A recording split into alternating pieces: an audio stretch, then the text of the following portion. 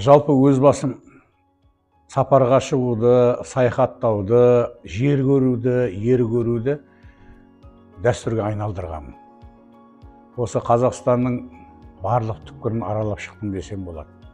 Сол сәттерде өзімнің көңілге тиген әсерім көптеген қалалардың өсіп өркендеп жатқанын, бір үлкен әлеуметтік экономикалық динамикасын көріп қызығатындығым. Енді соңғы жылдары қарап отырсам, сол қалалармен өзіміздің Қызылорда қаласын салыстырып көрем ғой. Сөйтсем, біздің Қызылорда қаласы әлгі бір аңыздағы Жәмшиттің кесесінен көрінген бір сиқырлы қаладай болып, күн сайын сәт санап өсіп келе жатқанына қуанамын. Ең бастысы қаланың тазалығы. Бұған қазіргі облыс әкімі, кезіндегі қала әкімі болған Нұрлыбек Нәлібаевтан бастап, соны жалғастырып келе жатқан бүгінгі Асылбек Шаменовтің де сол дәстүрді жалғасып келе жатқанын, бірінші кезекте қаланың тазалығы мен көркемдігіне, сәулетіне көңіл бөлуге көз қуантады, шын айтқанда. Бұл қаланың тазалығы не?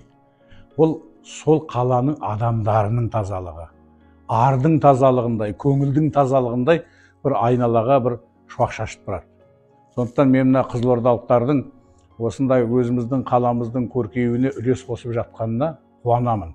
2 ғасырдан астам тарихы бар қаламыз бұл Қазақстандағы ең бір ерекше қала. Өйткені бұл қалада бүкіл қазақстандық 5-ші съез өткен. Ол съезде осы қазақ деген атауды алып берген қала.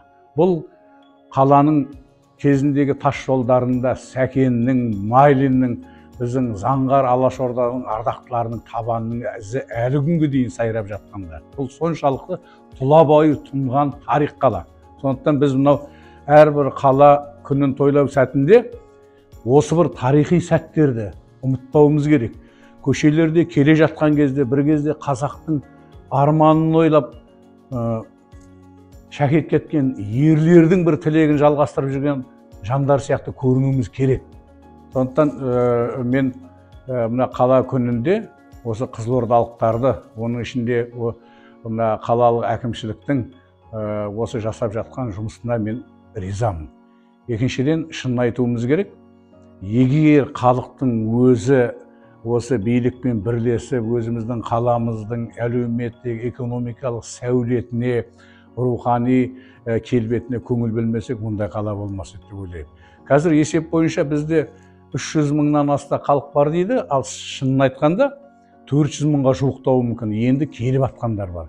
Қазір біздің Қызылорда қаласында урбанизация қатты жүріп жатыр. Барлығы осы Қызылордада тұрғысы келеді. Тез арада өскен себебі де сол. Екінші бір айтайтын нәрсем, Қызылорда деген сөз маған соншалықты ыстық көрінеді. Кезінде осы атауларды өзгерту кезінде мен де көптің бірі болып, осы Қызылорда атауын өзгертейік, Алашорда қылайық, немесе басқа бір қазақы, 100% қазағы тұнып тұрған жердің табиғатына, елдің табиғатына лайықты атау берейік деп ойлайтынмын. Бірақ кейін осы ғалымдардың, зерттеушілердің пайымына орай, қызыл деген сөздің астарында да үлкен мәннің бар екенін білдім. Кезінде Совет үкіметі біржолата орнағаннан кейін, енді Алаштың арманының тұңғиыққа кеткенін ойлаған біздің Алаштың ардақтылары қызыл сөзді бекер таңдамаған екен. Сөйтсе, қызыл деген сөз ескі түркі тілінде, қазіргі түрік тілінде алтын деген сөзді білдіреді екен. Мен бұған келісемін, өйткені қызыл алтын деген бар мәселен. Қызыл деген сөз бұл кәдімгі біздің қызыл жалауымыз немесе революцияның символы емес. Біздің Алаштың ардақтылары әргі түкпірін ойлап, Алтын Орда деп қойған екен ғой. Сонда баяғы Ақ Орда, Көк Орда, Үлкен Орда, Кіші Орда, Алтын Ордалардың жалғасы болсын.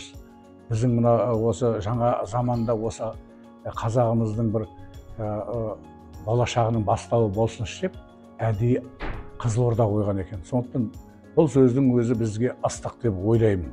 Сондықтан 90 ауыз сөздің тобықтай түйіні қымбатты қызылордалықтар. Қала күнің құтты болсын. Істеріңізге береке берсін.